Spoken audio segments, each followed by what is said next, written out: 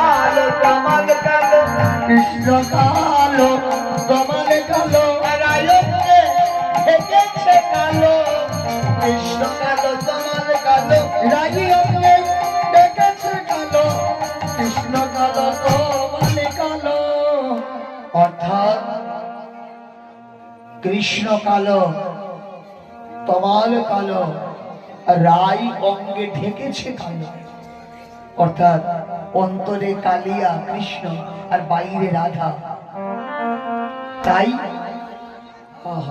রাধা চরণে ক্ষমা চাইছেন। নিজের শরীরের রং রাধার বর্ণ, তাই নিজের চরণ ধরে নিজে নিজের কাছে ক্ষমা চাইছেন।